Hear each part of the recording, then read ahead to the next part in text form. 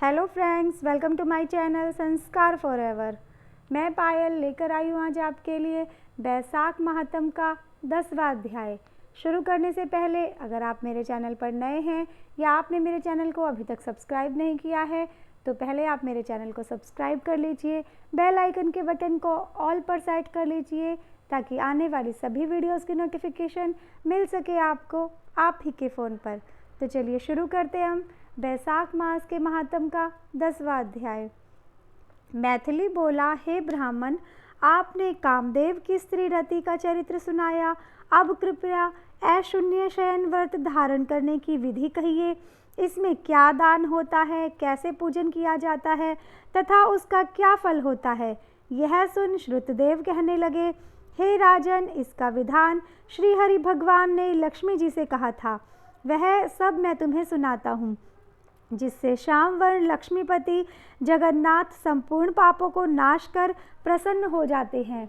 हे महीपते, सोने व चांदी की मनोहर मूर्ति बनवावे, पीतांबर धारण करा, सुंदर वनमाला से सजाए, पुष्पों और सुगंधित द्रव्यों से पुरुषोत्तम भगवान का श्रावण शुक्ला द्वितीय से 4 मास तक प्रतिदिन पूजन करें और ब्राह्मणों को शय्यादान वस्त्र दान करें और ब्राह्मणी सहित भोजन करावे। फिर मार्गशीर्ष आदि मासों में पूर्ववत रक्तवर्ण हरि भगवान का रुक्मणी सहित ध्यान कर पूजन करें।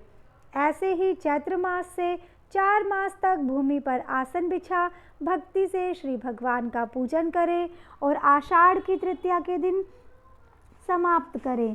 उस दिन अष्टाक्षर ओम नमो नारायण इस मंत्र से हवन करें। मार्गशीर्ष आदि मासों में परायण के दिन विष्णु गायत्री नारायणाय विद्महे इस मंत्र से हवन करें और भक्ष भोज्यादि चारों प्रकार के भोजन करें।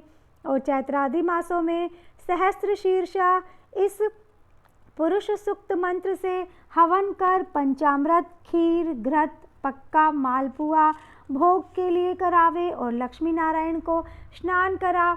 बीच में श्री कृष्ण जी की सोने व चांदी की मनोहर मूर्ति रख भोग लगावे। फिर केशवादी नाम से ब्राह्मणों को भोजन करा। श्रद्धानुसार 2 वस्त्र और अलंकारों से पूजन करके मालपुआ ब्राह्मण के निमित्त 12वें दिन दे। फिर पूर्व कल्पित प्रतिमाओं को संपूर्ण अलंकारों से आभूषित कर आचार्य को दे और शैया का संकल्प करे। ऊपर लक्ष्मी नारायण का विधिवत पूजन करे, कासे का पात्र दे और ब्राह्मणों को भोजन करावे। दान मंत्र, हे जनार्दन, जैसे आपकी शैया लक्ष्मी से अशून्य है वैसे ही केशव इस शैयादान से मेरी शैया अशून्य हो। इस प्रकार भगवान की पूजा कर आप भोजन करें। इस व्रत को पुरुष सौभाग्यवती स्त्री अथवा विधवा अशून्य शयन के निमित्त धारण करे। जो मनुष्य विष्णु धाम जाने की इच्छा करता है उसको यह व्रत अवश्य करना चाहिए। इसके करने से जगन्नाथ भगवान प्रसन्न होते हैं, देव दुर्लभ कार्यों की सिद्धि होती है और अनेक प्रजाओं की वृद्धि होती है। अतः जैसे भी यह व्रत अवश्य करे, यह वर्णन हो गया। अब तुझे और क्या सुनने की इच्छा है वह बता। यह सुन राजा ने फिर श्रुतदेव जी से पूछा, हे महाराज, बैसाख मास में छत्रदान करने का महात्म सुनाइए, क्योंकि बैसाख के कर्तव्य शुभ कर्मों को सुनते सुनते मेरी तृप्ति नहीं होती। राजा के ऐसे वचन सुन श्रुतदेव जी राजा से कहने लगे कि छत्रदान के फल की एक प्राचीन कथा कहता हूँ। सतयुग में एक हेमकांत नाम का बंगाल देश के राजा कुशकेतु का पुत्र था। वह बड़ा बुद्धिमान और बलवान था। वह एक दिन शिकार खेलने गया। वहाँ घने वन में अनेक प्रकार के मृग और शूकरों को मारता हुआ थकने पर दोपहर को मुनियों के आश्रम में पहुँचा, जहाँ शतर्ची नामक ऋषि व्रत में मग्न समाधि लगाए ध्यान कर रहे थे। इससे उनको पता न चला कि आश्रम में कौन आया है। अतः ऋषि ने उठकर राजा का सम्मान नहीं किया, जिससे क्रोधित हो राजा उन्हें मारने को उद्यत हुआ। तब ऋषि के 10 सहस्त्र शिष्यों ने उसे रोका। क्रोध में विहरल होकर राजा कहने लगा, हे ब्राह्मणों, मैं थक गया हूँ, तुम मेरा आतिथ्य सत्कार करो, परंतु गुरु की आज्ञा के बिना सत्कार करें ऐसा शिष्यों के से सुन राजा ने उन्हें मारने के लिए धनुष उठा लिया और अत्यंत क्रोध कर बाण छोड़ने लगा।